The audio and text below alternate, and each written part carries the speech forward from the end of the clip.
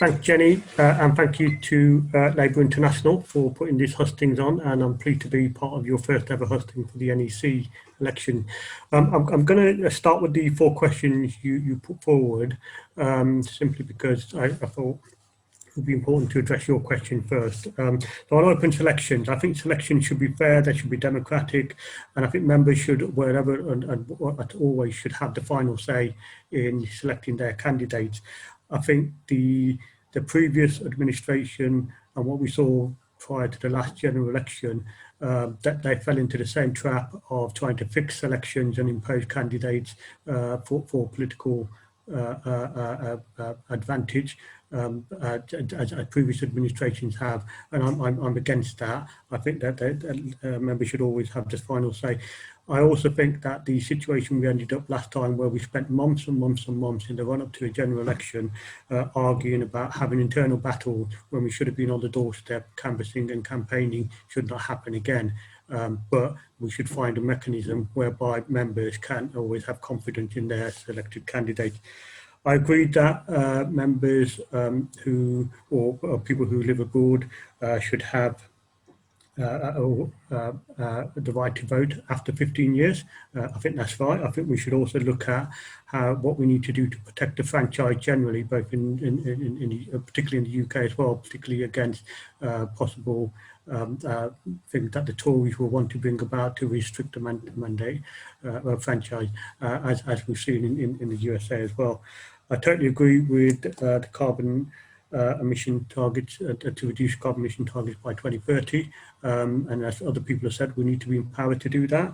I totally agree with that. In terms of BAME voters and members, I think the key thing, so your particular question, what can be done to regain their trust and show that Labour Party is truly a party of anti-racism? I think fairness in selections and other internal processes, absolutely important. We need to prioritise equality generally.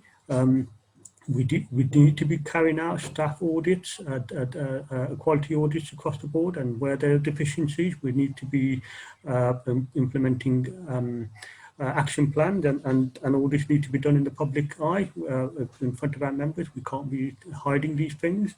Our trade unions need to be stepping up to the mark. Trade unions are called for publishing the amount of money they spend on supporting candidates and the diversity traits of those candidates, both in internal selections but also general election. We need that transparency across the board. We need to challenge inequalities across the board. I joined the party when I was 16. I'm 32 years. I'm vice chair of the Singh for Labour, branch secretary of my Unite branch, on the SHA Central Council. I think the key priorities, I was elected to NEC in April. Good governance has been a key thing that I prioritised. I do regular reports, both a monthly report of all my activities and a report after every single NEC meeting. I think tackling anti-Semitism has been a key priority, and with the HRC report imminent, we need to ensure that our governance is up to speed. Can you wind up now, Gurinder, please? Thank you, and that's something I will continue working on. Thank you.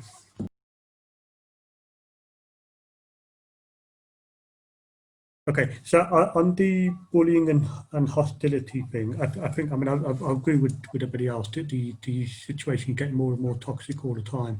I think in terms of how we, and actually, it's much worse for women, and you know, the misogyny that exists, and how people are targeted more if they're female is absolutely breathtaking sometimes. And when you combine that with racism, so you know, the abuse that, for example, Diane Abbott gets, it's just amazing in terms of the amount and quantity. I think to address this, you need to be absolutely clear what our policies, what our procedures, what our expected standards of behaviour are, our code of conduct, etc. Once you've got those in place, then there really has to be zero tolerance. And there may be sometimes scope for education and assisting people in understanding the damage that their behaviour causes, but I find that in most cases actually as a strong strong action is always required. In terms of policy, again, our current policy making processes aren't working. The key to this, and also, it's not just our policy making. A lot of our democracy is based around our CLPs. It's based around members turning up to meetings, passing resolutions and stuff. But actually, whatever we contribute in, we very rarely see the results at the other end. So, what happens with CLP resolutions when we pass something? What happens with branch resolutions? And very little very often happens. So I think we do need a full review of it all. We do need to make sure that members are at the heart of it. The conference has a role, but that there's a real process involved where people with expertise can contribute as well, who are members. I'll leave it there.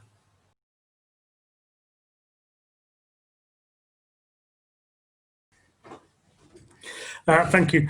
First of all, I just want to congratulate everybody at Labour International for organising this hosting, and just say to Jenny, been really well chaired, which is not easy with so many participants. Just a couple of things I want to say is I've talked a lot about, every time I stood for the NEC, about a broad church Labour Party, and it really is important that we get back to being a broad church Labour Party in which we have people from various traditions in the party, and we have respect across the board for each other.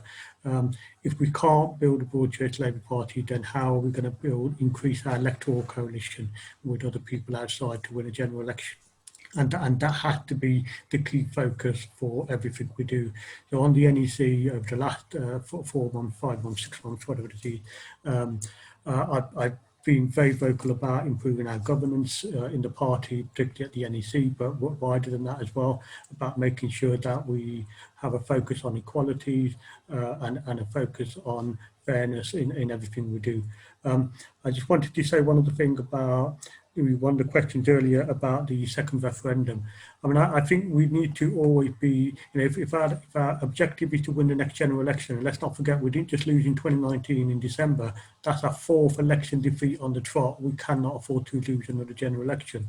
But if that's our focus, we need to get out there and reconnect with voters in our former heartland.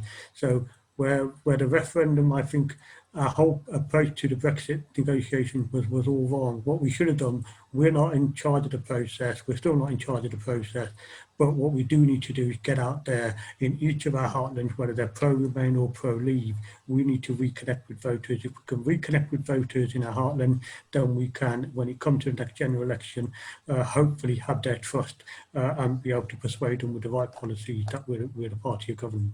Thank you.